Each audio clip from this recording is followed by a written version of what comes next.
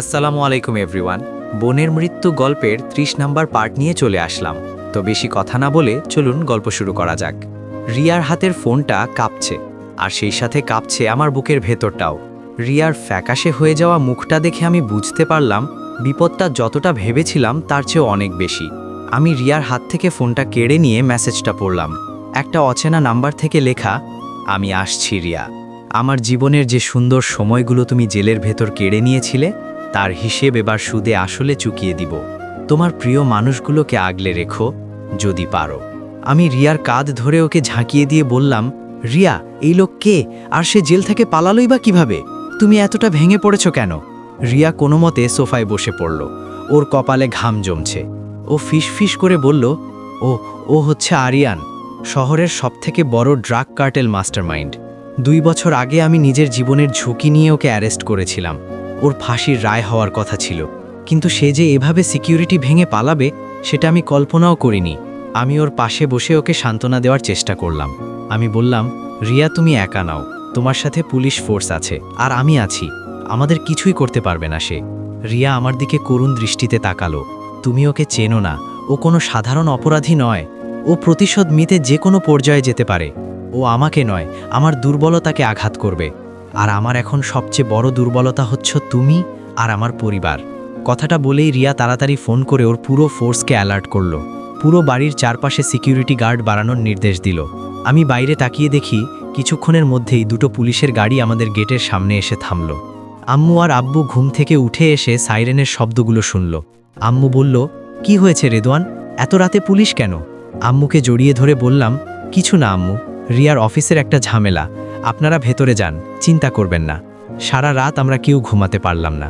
Riya drawing রুমে বসে ল্যাপটপে কি যেন চেক করছে আর একের পর এক কল দিচ্ছে। আমি ওর পাশে বসে কফি বানিয়ে দিলাম। ভোর হয়ে আলো যখন ফুটতে শুরু করেছে তখন রিয়ার ফোনে একটা কল এলো।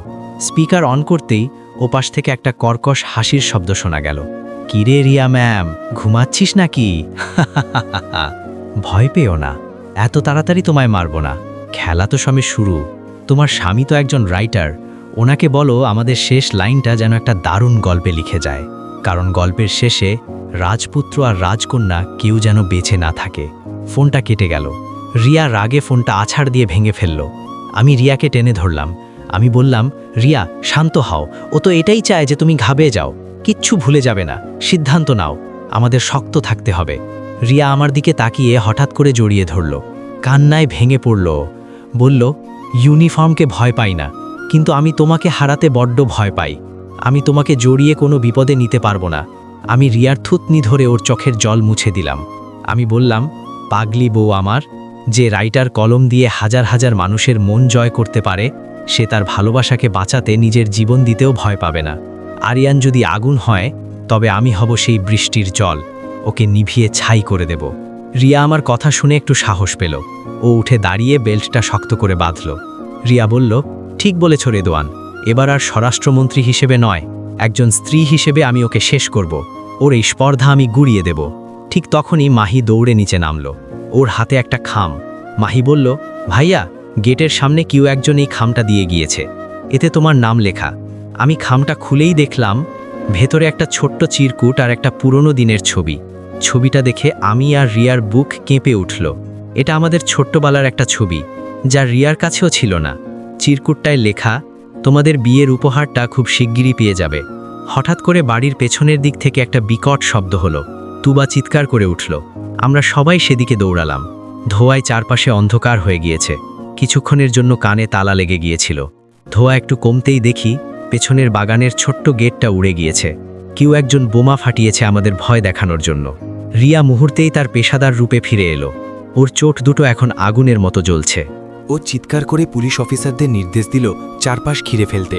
রিয়া বলল, রেদওয়ান, তুমি আম্মু আর আব্বুকে নিয়ে একদম ভেতরে চলে যাও, কেউ যেন বাইরে না বেরোয়। This is an order. আমি রিয়ার হাতটা শক্ত করে ধরলাম।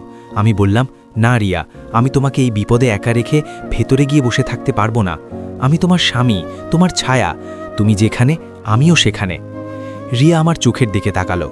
ও সেই কঠিন চাউনির আড়ালে এক আকাশ ভালোবাসা আর সেই চিন্তা আমি দেখতে পাচ্ছিলাম।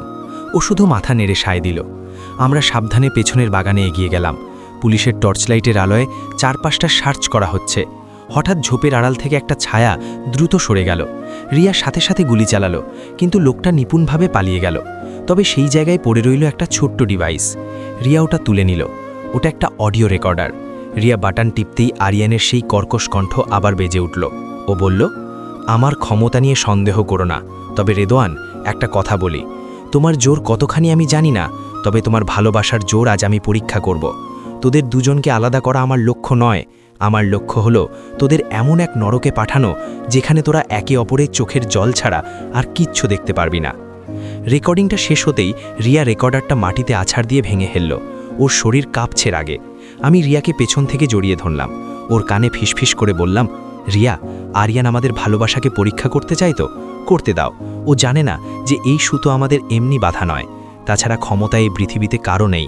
ও যতবার আমাদের ভয় দেখাবে আমরা ততবার একে অপরের কাছে আসব। রিয়া আমার দিকে ঘুরে তাকালো। ওর দুগাল বেয়ে জল পড়ছে। ও কাপা কাপা গলায় বলল, রেদোয়ান, আমি যদি তোমাকে বাঁচাতে গিয়ে হেরে যাই? আমি ওর কপালে একটা দীর্ঘ এবং গভীর চুমু খেলাম। আমি বললাম, ভালোবাসা কখনো হারে না রিয়া, ম্লান হয়ে রয়ে যায়, কিন্তু প্রেম মরে না। তবে আমি তোমাকে কথা দিচ্ছি, আমাদের এই গল্পের কেউ মরবে না। আমরা দুজনেই জীবিত হয়ে থাকব। এই আরিয়ানকে আমি নিজের হাতে পুলিশের হাতে তুলে দেব। ওর বিনাশ আমার কলমেই নয়, আমার সাহসেই হবে। রিয়া আমার বুকে মাথা রাখল। এক মুহূর্তের জন্য মনে হলো বাইরের এই বারুদগুলির শব্দ যেন থেমে গিয়েছে, শুধু আমাদের হৃদস্পন্দন শোনা যাচ্ছে। রিয়া নিজেকে সামলে নিয়ে আমার দিকে তাকিয়ে হাসল, এক অদ্ভুত আত্মবিশ্বাসী হাসি। তুমি পাশে থাকলে আমি পুরো পৃথিবীর সাথে লড়তে পারি রেদওয়ান। আরিয়ান তো সামান্য একটা অপরাধী মাত্র। আজ রাতটা কাটুক, কাল সকালেই বুঝতে পারবে কার সাথে সে পাঙ্গা নিয়েছে। আমি রিয়ার হাত ধরে বাড়ির ভেতরে নিয়ে আসলাম। সারা রাত আমরা কেউ আলাদা হলাম না। ড্রয়িং রুমের সোফায় আমি রিয়ার কাঁধে মাথা দিয়ে বসে রইলাম। আমি ওর হাতটা শক্ত করে ধরে থাকলাম। আমাদের ভালোবাসা যেন এক অদৃশ্য বর্ম হয়ে আমাদের আগলে রেখেছে। পরের দিন ভোরে রিয়া তৈরি হয়ে নিল। ও একজন স্বরাষ্ট্রমন্ত্রী। ওর সাথে কি এমন পাঙ্গা করছে আড়াল থেকে সে তো তার জানা নেই। আমি ইউনিফর্মটা পরিয়ে দিলাম, ঠিক করে দিয়ে বললাম, সাবধানে থেকো আমার জান। মনে রেখো, তোমার এই পাগল রাইটার তোমার অপেক্ষায় ঘরে বসে থাকবে। রিয়া হাসল, তবে এবার সেই হাসিতে কোনো ভয় ছিল না। ও আমার কানের কাছে মুখ নিয়ে ফিসফিস করে বলল, অপেক্ষা করো রেদওয়ান। আজ সন্ধ্যায় যখন ফিরব তখন আরিয়ান থাকবে শ্রীঘরে, আর আমরা থাকব আমাদের ভালোবাসার ছাদের তলায়। কেউ আমাদের এই বন্ধন নষ্ট করতে পারবে না। রিয়া জিপে উঠে চলে গেল। আমি দরজায় দাঁড়িয়ে ওর চলে যাওয়ার পথের দিকে তাকিয়ে রইলাম। মনে মনে কল্পনা করছি, আরিয়ান আমাদের ভালোবাসায় ফাটল ধরাতে চেয়েছিল, কিন্তু সে জানত না আগুনের তাপে সোনা যেমন আরও খাঁটি হয়ে ওঠে, বিপদে আমাদের ভালোবাসাও তেমন আরও শক্তিশালী হয়ে উঠেছে। যখন ঘর থেকে বেরোচ্ছিল ওর পরনে ছিল খুব সাধারণ একটা শাড়ি, কিন্তু ওর চোখের চাউনি ছিল এক দণ্ডপ্রতাপ স্বরাষ্ট্রমন্ত্রীর। ও এখন বিশাল চ্যালেঞ্জের মুখে। আরিয়ান জেল থেকে পালানো মানে সেটা শুধু রিয়ার জন্য নয়, পুরো দেশের জন্য একটা হুমকি। আমি রিয়ার হাতটা দরজার কাছে টানলাম। আমি বললাম, রিয়া, তুমি এখন শুধু আমার বউ নও, তুমি দেশের স্বরাষ্ট্রমন্ত্রী। হাজার হাজার মানুষের নিরাপত্তা তোমার হাতে, কিন্তু আমার স্বার্থপর মনটা বারবার বলছে তুমি বাইরে যেও না। রিয়া আমার চোখের দিকে তাকিয়ে পরম মমতায় হাসল। ও আমার কপালে একটা চুমু দিয়ে বলল, রেদওয়ান, যে দেশের মানুষ আমাকে তাদের জানমালের নিরাপত্তার দায়িত্ব দিয়েছে, সেই দেশের মানুষকে বিপদে ফেলে আমি ঘরে বসে থাকতে পারি না। আর আরিয়ান, ও আমার ঘর ভাঙতে চেয়েছে। ও জানে না রেদওয়ান আর রিয়া কতটা ভয়ঙ্কর হতে পারে যখন তাদের ভালোবাসার ওপর কেউ আঘাত করে। রিয়া চলে যাওয়ার পর আমি সারাদিন টিভির সামনে বসেছিলাম। প্রতিটি মুহূর্ত যেন এক একটা যুগের মতো কাটছিল। দুপুরের দিকে খবর এলো আরিয়ান তার দলবল নিয়ে শহরের এক প্রান্তে আত্মগোপন করে আছে এবং বড় কোনো নাশকতার পরিকল্পনা করছে। আমি আর ঘর থেকে বসে থাকতে পারলাম না। আমার বাইকটা নিয়ে বেরিয়ে পড়লাম। রিয়ার লোকেশন আমি জানি, কারণ ও সিকিউরিটি টিমের প্রধান আর আমি ওর স্বামী। ঘটনাস্থলে গিয়ে দেখি রিয়া নিজেই অপারেশন লিড করছে। হাতে ওয়্যারলেস, চারপাশে পুলিশের বিশাল বহর। রিয়া নির্দেশ দিচ্ছে কিভাবে আরিয়ানকে চারদিক থেকে ঘিরে ফেলা যায়। ওকে এভাবে কাজ করতে দেখে আমার বুকটা গর্বে ভরে গেল। এই তো আমার সেই রিয়া, যে সকালে আমার কাছে ছোট্ট বাচ্চার মতো আদর চাইছিল, আর এখন সে পুরো ফোর্সকে নেতৃত্ব দিচ্ছে। হঠাৎ আরিয়ানের দলবল পুলিশের ওপর গুলি চালাতে শুরু করলো। চারিদিকে আতঙ্ক। আমি দূর থেকে দেখলাম রিয়াকে ওর বডিগার্ডরা আড়াল করার চেষ্টা করছে, কিন্তু রিয়া দমে যাওয়ার পাত্র নয়। ও নিজেই একটা মেগাফোন হাতে নিয়ে গর্জে উঠল। রিয়া বলল, আরিয়ান, আত্মসমর্পণ কর। তুই ভেবেছিলি আমাকে আর আমার পরিবারকে ভয় দেখিয়ে তুই পার পেয়ে যাবি? তুই ভুল করেছিস। আমার স্বামী একজন সাধারণ মানুষ হতে পারে, কিন্তু আমি এদেশের স্বরাষ্ট্রমন্ত্রী। আমি অন্যায়ের বিনাশ করি, বিশ্বাস কর। রিয়ার সাহসী কণ্ঠ শুনে আরিয়ানের দলবলের মধ্যে অস্থিরতা শুরু হলো। কিছুক্ষণ গুলিবর্ষণের পর পুলিশ আরিয়ানের আস্তানা থচনচ করে দিল। আরিয়ান যখন ধরা পড়ল তখন ওর চেহারায় কোনো দম্ভ ছিল না, ছিল শুধু পরাজয়ের গ্লানি। রিয়া আরিয়ানের সামনে গিয়ে দাঁড়ালো। ওর চোখ দুটো আগুনের আভা। ও নিচুস্বরে বলল, আরিয়ান, তুমি বলেছিলে আমাদের গল্পের শেষে রাজপুত্র আর রাজকন্যা কেউ বাঁচবে না, কিন্তু দেখো আমাদের ভালোবাসা আমাদের শক্তি দিয়েছে। তুমি আজ শেষ হলে, আর আমাদের গল্পটা আজ থেকে এক নতুন উচ্চতায় পৌঁছলো। অপারেশন শেষ করে রিয়া যখন আমার দিকে তাকালো, ওর সেই কঠিন চেহারাটা মুহূর্তেই নরম হয়ে গেল। আমি ভিড় ঠেলে ওর সামনে যেতেই ও আমাকে জাপটে ধরল। আমার কাছে সেটা পৃথিবীর সেরা সুখ বলে মনে হলো। আমি ফিসফিস করে বললাম, অভিনন্দন মাননীয় স্বরাষ্ট্রমন্ত্রী, আপনি শুধু দেশই নয়, আমাদের ভালোবাসাকেও রক্ষা করেছেন।